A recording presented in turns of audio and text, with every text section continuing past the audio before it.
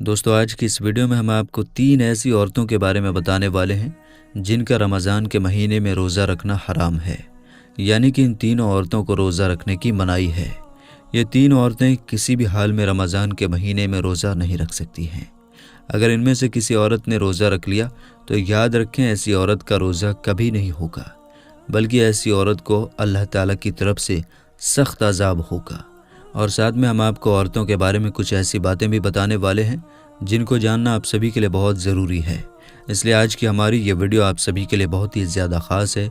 आप इसको आखिर तक ज़रूर देखें और मेहरबानी करके शेयर भी कर दें ताकि रमज़ान के महीने में ये वीडियो ज़्यादा से ज़्यादा मुसलमानों के पास पहुँच जाए।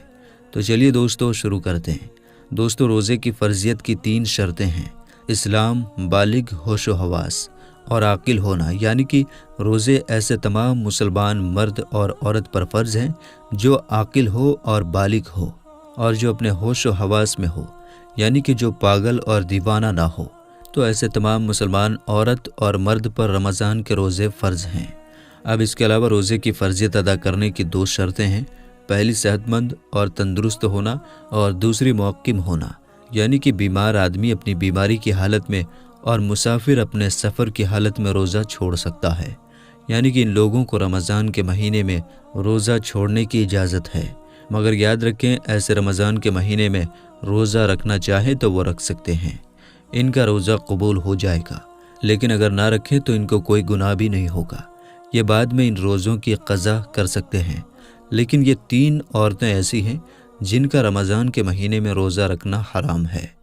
यानी कि इन 3 औरतों का रोज़ा रखना जायज़ नहीं है। अगर इन औरतों ने रमज़ान के महीने में रोज़ा रख लिया तो इनका रोज़ा तो किसी भी हाल में नहीं होगा, बल्कि इनको अल्लाह की तरफ से सख्त अज़ाब भी मिलेगा। नंबर 1, हैज़ की हालत में।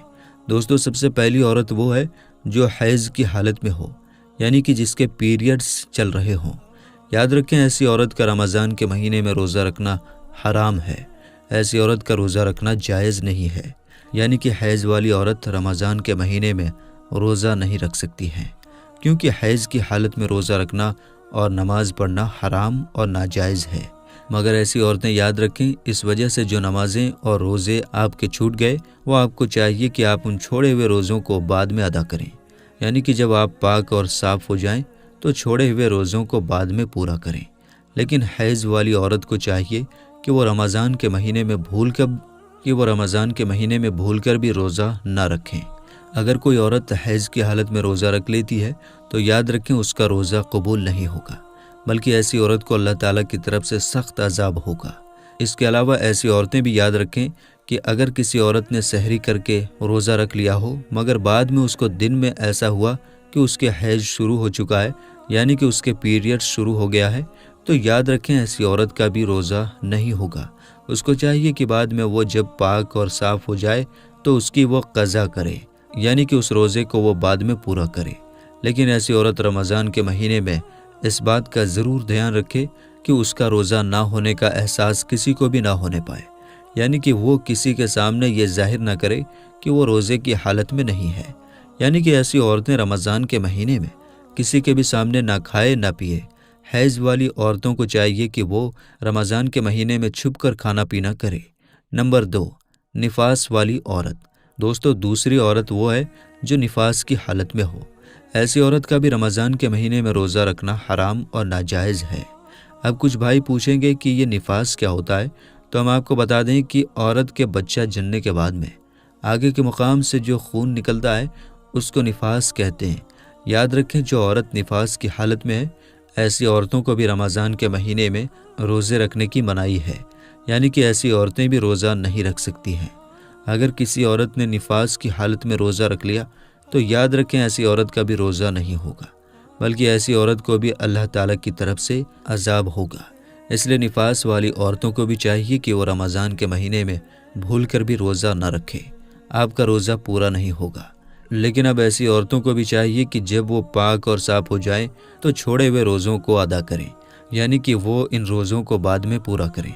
अगर किसी औरत ने रमज़ान के महीने में रोज़ा रख लिया और फिर उसको दिन में एहसास हुआ कि उसको हैज़ शुरू हो गया है और फिर उसको बच्चे की वलादत हो गई है, जिसकी वजह से उसको निफास हो गया है, تو یاد رکھے ایسی عورت کا وہ روزہ نہیں ہوگا، اس کو بعد میں اس کی قضا کرنی ہوگی۔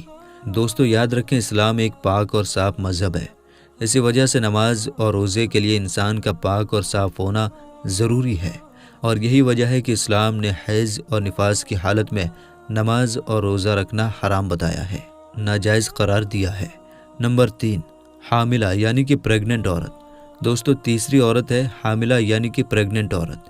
یاد رکھیں ایسی عورتوں کو رمضان کے مہینے میں روزہ رکھنا حرام تو نہیں ہے، ایسی عورتوں کو روزہ رکھنے کی منائی تو نہیں ہے، لیکن ایسی عورتوں کو چھوٹ ضرور ہے، یعنی کہ حاملے والی اور اپنے بچوں کو دودھ پلانے والی عورتوں کو اگر اپنے روزے کی وجہ سے اپنی یا اپنے بچے کی جان جانے کا خطرہ ہو تو ایسی عورتوں کو اجازت ہے کہ وہ روزہ نہ رکھے، یعنی کہ ایسی صورت میں ان عورتوں کو روزہ نہ رکھنے کی چھوٹ ہے۔ اگر ایسی عورتیں رمضان کے مہینے میں روزہ نہیں رکھتی ہیں تو ان کو کوئی گناہ نہیں ہوگا، لیکن ایسی عورتوں کو بھی چاہیے کہ وہ بعد میں ان چھوڑے ہوئے روزوں کی قضا کریں، یعنی کہ بعد میں وہ ان روزوں کو پورا کریں۔ لیکن یہاں پر آپ اس بات کا ضرور دھیان رکھیں کہ حاملہ عورتوں کے لیے حیض اور نفاس والی عورتوں کی طرح ایسا حکم نہیں ہے کہ وہ روزہ نہیں رکھ سکتی ہیں۔ حاملہ عورتوں کو روزہ رکھنا حرام اور ناجائز نہیں ہے۔ ایسی عورتیں اگر چاہیں تو وہ رمضان کے مہینے میں روزہ رکھ بھی سکتی ہیں اور نماز بھی پڑھ سکتی ہیں، ان کا نماز اور روزہ ہو جائے گا۔ اس کے علاوہ اپنے بچوں کو یا دوسروں کے بچوں کو دودھ پلانے والی عورتیں بھی اگر کمزوری کی حالت میں ہیں یا پھر روزہ رکھنے کی وجہ سے اپنی یا اپنے بچے کی جان جانے کا خطرہ ہو تو یاد رکھیں ایسی عورتیں بھی رمضان کے مہینے میں روزہ چھوڑ سکتی ہیں۔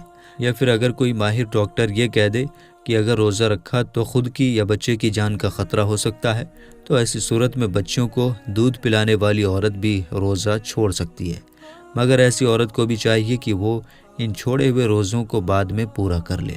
اب دوستو آپ کو بتاتے ہیں کہ عورتوں کے لیے روزہ رکھنے اور نہ رکھنے کے لیے کیا کیا شرطیں ہیں، یعنی کہ ایسی کون سی عورتیں ہیں جن کو رمضان کے مہینے میں روزہ رکھنے کی اجازت ہے اور ایسی کون سی عورتیں ہیں جن کا روزہ رکھنا حرام ہے۔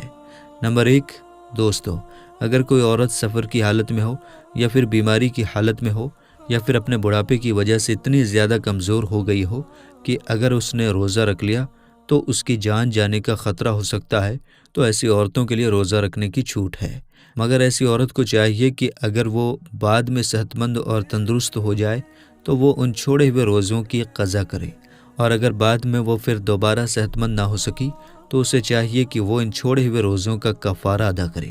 وہ کفارہ یہ ہے کہ ہر ایک روزے کے بدلے میں کسی مسکین کو دونوں وقت پیٹ بھر کر کھانا کھلایا جائے۔ نمبر 2، اگر کسی عورت کو روزے کی حالت میں سانپ نے ڈس لیا ہو اور اب اس کی جان جانے کا خطرہ بن گیا ہو تو ایسی عورتوں کو بھی حکم ہے کہ وہ اپنے اس روزے کو توڑ سکتی ہے، اس کا کوئی گناہ نہیں ہوگا، لیکن بعد میں جب وہ صحیح ہو جائے تو اس روزے کی قضا کرے۔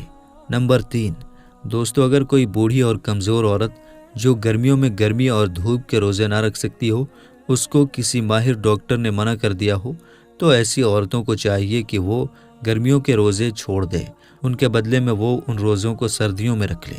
نمبر 4، عورت حیض سے پورے 10 دن اور 10 رات میں فارغ ہو گئی تو اب اس کو چاہیے کہ وہ اگلے دن کا روزہ رکھ لے، اور اگر کم دنوں میں پاک ہو گئی اور اگر صبح ہونے میں اتنا وقت باقی ہے کہ اس کے پاس نہا دھو کر تھوڑا وقت بچے گا تو اس کو چاہیے کہ وہ روزہ رکھ لے۔